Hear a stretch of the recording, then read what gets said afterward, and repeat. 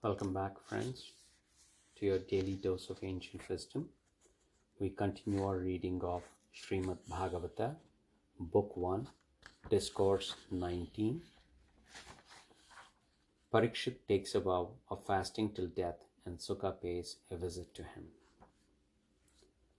Suka continued. Now that the king too felt much troubled at heart at the thought of his reproachful conduct, and said to himself, "Oh, like a vulgar man, I have behaved very ignobly with that innocent Brahmana of hidden spiritual power.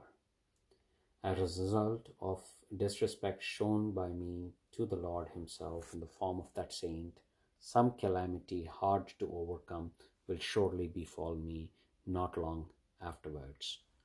Let it come directly to me by all means for expiation of my sin, so that I may not have the courage to repeal it. Let fire in the shape of an angered Brahmana race consume this very day the kingdom, the army, and the rich treasures of my accused self, so that I may not harbor a sinful thought with regards to Brahmanas, the gods, and the cows hereafter."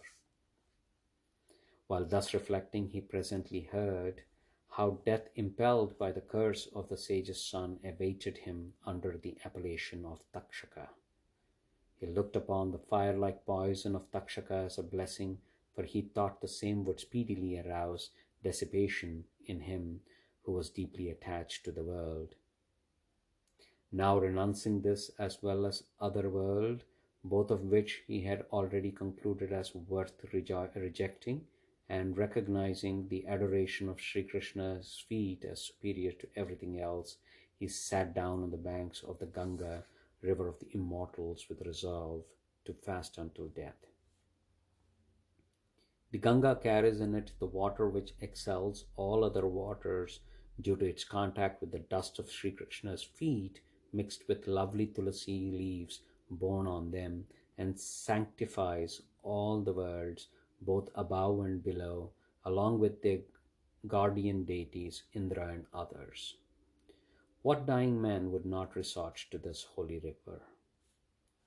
Having thus resolved upon fasting till death on the bank of Ganga, which flows from the feet of Lord Vishnu, and shaken off all attachments to the world, King Pariksit, the scion of Pandu, took a vow to lead the life of a hermit, and fixed his mind on the feet of Lord Krishna, the bestower of liberation, with undivided devotion.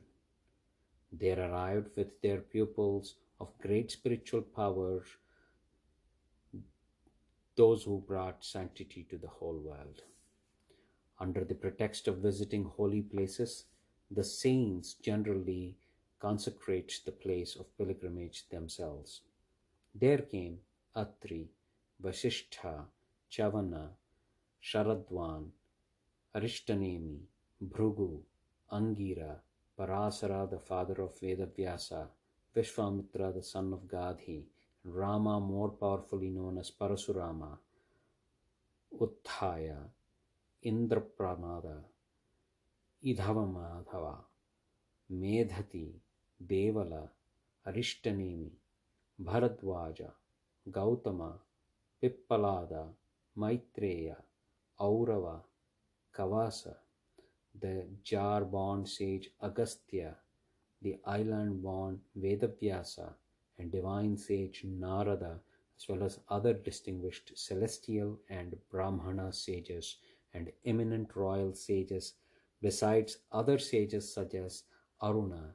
Seeing the foremost of many rishi families gathered there, the king received them with due honor and bowed his head to them. When they were all comfortably seated, he made obedience to them once more, and standing before them with joined palms, told them his gleeless heart what he had intended to do. The king said, "We are the most blessed of all monarchs, possessing as we do a character which has deserved the grace of the noblest souls. Alas, the race of the kings of the ruling class is generally far removed from, deprived of the privilege of being on their head the water in which the feet of Brahmanas have been washed. Their doings are so reproachful. To me, so sinful and ever so deeply attached to the home, the Lord Himself, who is the ruler of the entire universe, has come in the form of a Brahmana's curse that has aroused in me a feeling of aversion to worldly enjoyments. For under such a curse, one who is deeply attached to the world speedily develops dissipation. May the Brahmanas assembled here, as well as the goddess Ganga, know me as a devotee who has approached them for protection, having fixed his mind on the Lord. Urged by the Brahmana, let someone who has cunningly assumed the form of Takshasa or Takshasa himself bite me at will. Meanwhile, I implore you to sing the stories of Lord Vishnu. Bowing once more to you, the Brahmanas, I pray, in every birth I take hereafter, may I be blessed with the devotion of the immortal Lord Sri Krishna, strong attachment for noble souls, depending on him, and the friendship for all. Thus resolved, and having placed the kingly responsibilities on the shoulders of his own eldest son, Janamejaya, the wise king sat down on the southern banks of Ganga, a spouse of the deity presiding over the oceans, on the blades of Kusha, which their roots turned to the east, himself facing the north. When the king of kings, Emperor Pariksit, had thus taken his seat with a vow to fasting till death, hosts of gods in heaven shouted applause and joyfully rained down flowers on him on earth, while drums were sounded again and again. The great rishis who had assembled there were benevolent to the people by their very disposition, and spent all their energy in conferring benefits to them. They too applauded the king and approved of his resolve, exclaiming, "Splendid!" and spoke words which fitted well with the kings, who are deeply impressed with the virtues of Lord of excellent renown. O chief of royal sages, this is no wonder in you, the scion of Pandus, devoted as you are to Sri Krishna, for in your eagerness to attain the proximity to the Lord, you have speedily renounced the imperial throne, against which kings robbed their crowns. Now, we shall all remain here till this king, who is foremost among the devotees of Lord, has cast off his mortal coil and ascended to the highest abode of the Lord, which is beyond the reach of Maya and free from sorrow. On hearing these words of sages, impartial, sweet, full of deep significance and true, Pariksit greeted the sages who had all become one with a supreme spirit, and eager to hear the stories of Lord Vishnu, Sri Krishna replied to them as follows. Shining like the Vedas that abide in visible form, in the highest heaven, the Satyaloka or Brahma's abode, you have all come together from every quarter, and you have no purpose of your own to achieve in this world or the next except doing good to others, which is your innate disposition. Reposing faith in you, therefore, O Brahmanas, I ask you this question, which is the only question worth asking in regards to my duty. Tell me, O learned sages, after due deliberation, what innocent course should be pursued by all under every circumstance, and in particular by those who are about to die. King Pariksit asks here the following two questions. What should a mortal do at all times and under all circumstances? And secondly, what is the duty of a man who is about to die? He puts these two very questions to the sage Suka later on, and as a matter of fact, it is these two questions that have been answered at length by the latter in the course of the following 11 books of Srimad Bhagavatam.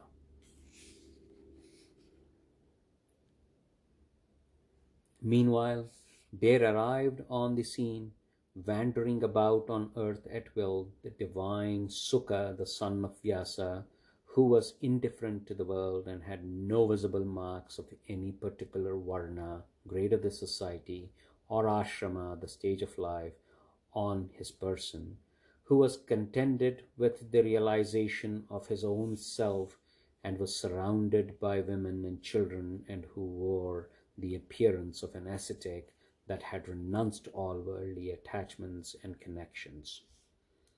16 years of age, with tender feet, hands, thighs, arms, shoulders, cheek, and frame, he had a lovely countenance with large eyes, a prominent nose, symmetrical ears, beautiful eyebrows, and a conch-like shapely neck. His collarbone was hidden with a fleshy frame. His chest was broad and prominent, his navel deep and spiral like an eddy, and his belly looked charming with three folds. He was stark naked, with hair flung about his face, had long arms, and shone like one of the highest gods. He possessed a swarthy complexion, and captivated the heart of women by his charming youth, graceful limbs, and winsome smiles. Although he had concealed his spiritual glow behind a crazy appearance, the sage present there recognized him by his characteristic features and rose from their seats to receive him. King Vishnuratha Pariksit, so called because his life has been perceived by Lord Vishnu, that is Krishna himself, of whom he have spoken before, bowed his head to the stranger who had called on him on his own accord, and did homage to him. The ignorant women and children thereupon withdrew, and worshipped by all, the sage occupied an exalted seat. Surrounded by hosts of Brahmana sages, royal sages, and the celestial sages, the divine Suka, who was the greatest among the great, shone most resplendent, even as the moon in the midst of other planets, constellations, and stars. When that sage of unfailing wisdom had taken his seat, fully composed, the king, who was a devotee of Lord, approached him and touched his feet with his head, stood attentive before him, then bowing again with joined palms, he questioned the sage in sweet accent.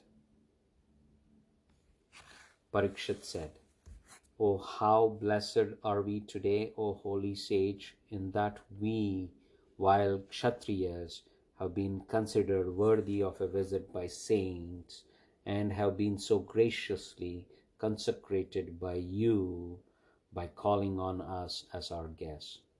Men's houses are instantly purified by your remembrance, much more by your sight and touch, by washing your feet, offering a seat to you, and so on. Men's worst sin, O great yogi, are wiped out at once by your very presence, even as the demons are by the presence of Lord Vishnu. I presume Lord Sri Krishna, the friend of Pandavas, is pleased with me. It is for the pleasure of his cousins, the Pandavas, that he has acted in a friendly manner even towards me, their scion. Otherwise, how could we, human beings, much less those who are about to die, obtain the privilege of seeing you, whose moments are so obscure and who have to die?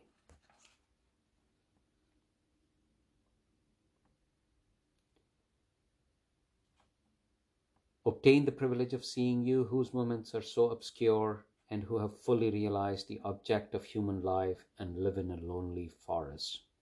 Therefore, I inquire of you, the greatest preceptor of yogis, the character and the means of the highest realization. Nay, what should be done under all circumstances by a man who is on the verge of death? Again, tell me, my lord, what should be done by men in general? What should they hear? What should they repeat with their tongues? What should they keep in their mind?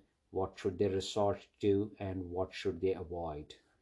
For nowhere, O divine sage, are you seen to stay at the door of a householder even for a brief space of time taken in milking a cow? Suta continued. Thus addressed and questioned by the king in soft accents, the divine Suka, the son of Badarayana, who was conversant with Dharma, made answers as follows. Thus ends the 19th discourse entitled The Visit of Suka in Book 1 of the great and glorious Bhagavata Purana, otherwise known as the Paramahamsa Samhita, composed by sage Vyasa and consisting of 18,000 slokas. This also marks the end of Book 1. Thank you.